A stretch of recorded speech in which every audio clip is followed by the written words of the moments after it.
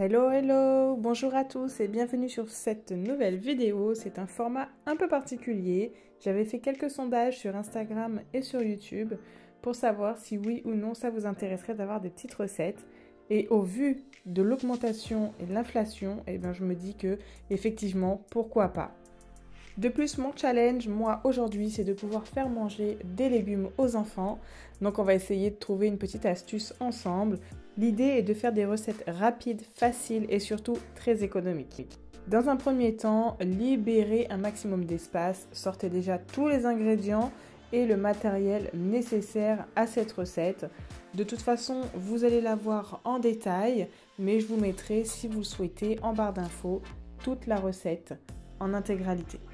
Donc pour cette recette, nous allons faire des petites galettes de légumes. À l'intérieur, il y a un petit peu de fromage, donc c'est vrai que ça camoufle un peu les aliments, sans vraiment les camoufler parce qu'on a quand même toutes les valeurs nutritives. Mais c'est vrai qu'au niveau du palais, du goût, c'est un peu plus sympa quand même et c'est pas sec. Malgré l'aspect physique qu'on va pouvoir voir, ce n'est pas sec.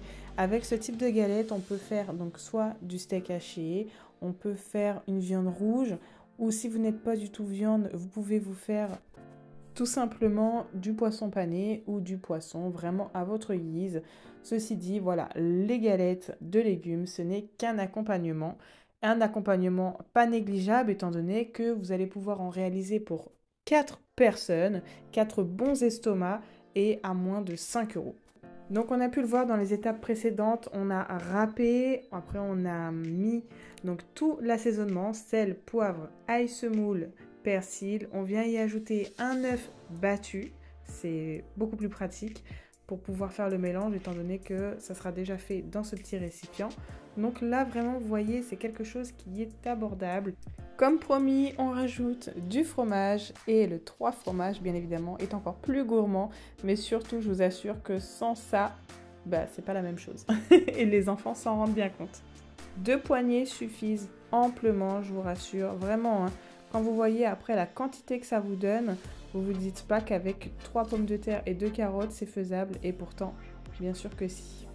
Donc une fois que vous avez été aidé par votre cuillère pour faire ces petits tas, vous les mettez au four 180 degrés une dizaine de minutes et voilà. Alors moi, il y en a quelques-unes qui étaient un petit peu croustillantes on va dire, comme il y en a trop pour le repas. Donc après, je vais simplement les mettre à congeler parce qu'il y en avait vraiment trop, comme je vous avais dit.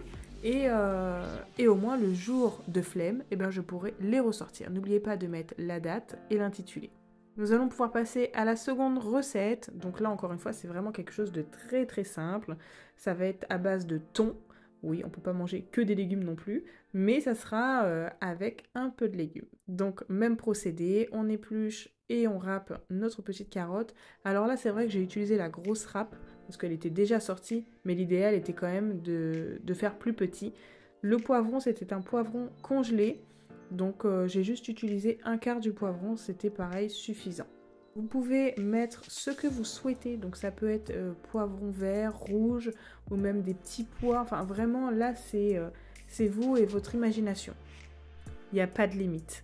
Tant qu'il y a un petit peu de légumes dedans, le challenge est gagné. Après voilà, il ne faut pas non plus que ça excède au niveau du budget. Encore une fois, on pense anti-inflation. Pendant que tout ça se fait dorer avec un petit peu d'huile, je vais m'occuper d'un oignon. Je vais pareil sortir, alors je ne sais pas si vous êtes comme moi, vous galérez à sortir le thon de la boîte. Donc à chaque fois je fais 10 000 tours avec la fourchette, mais bon on y arrive. Donc un œuf, sel, poivre, ail semoule, persil, enfin voilà, j'essaie toujours de mettre les mêmes assaisonnements. Et de la chapelure. Donc la chapelure, il n'y a pas de dosage particulier, c'est vous et votre goût, vraiment. Il faut savoir qu'une boîte de chapelure, ça coûte pas grand chose, donc vous pouvez y aller si vous êtes gourmand. Et là, je viens mettre mes oignons et je vais venir façonner des petites, pas boulettes parce que sinon ça serait trop haut, mais voilà, des genres de nuggets, je sais pas trop comment appeler ça, mais je viens les faire frire. Bien évidemment, vous les sortez sur un sopalin et après vous les présentez comme vous le souhaitez.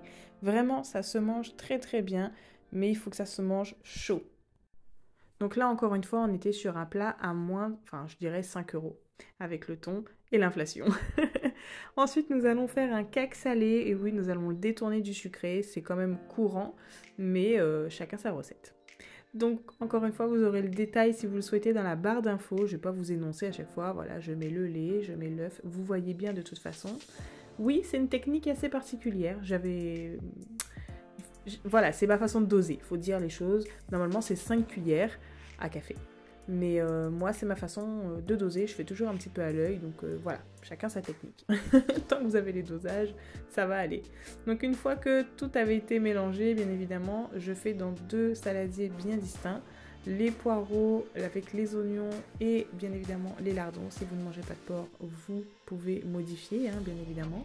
Et ça, on va le faire revenir. Vous pouvez mettre du poulet si vous le souhaitez. Vous pouvez mettre du steak. Enfin, vraiment, c'est à votre guise, c'est votre gâteau. Après, le steak, c'est quand même assez particulier. Hein. Enfin bon, voilà. Moi, ce sont mes recettes. Hein. Une chose est sûre, je vous l'assure, c'est vraiment consistant. Donc là, vous pouvez manger à 5 dessus, hein, sans problème, vraiment. Et encore, il en restera 1 ou 2 parts. Vous pouvez l'accompagner d'une salade, parce que comme je vous l'ai dit, c'est assez lourd. Et voilà, c'est très très simple à faire. Encore une fois, le four va finir le travail. Là, moi, je l'avais mis dans un plat comme ça, parce que je n'ai pas de plat à cake. Mais l'idée, sinon, c'était aussi de le mettre, vous savez, dans les plats à muffins. Comme ça, chacun a déjà sa petite portion. Encore une fois, on était sur des produits basiques, des produits qu'on avait déjà pour les recettes précédentes. Donc, nous sommes encore à moins de 5 €. Challenge réussi. Alors, j'espère que ça vous a plu. N'hésite pas à me dire ce que tu en as pensé, top ou flop, ça me permettra de savoir si je referai en fait ce type de vidéo et à venir me suivre sur Instagram. Allez, à très vite!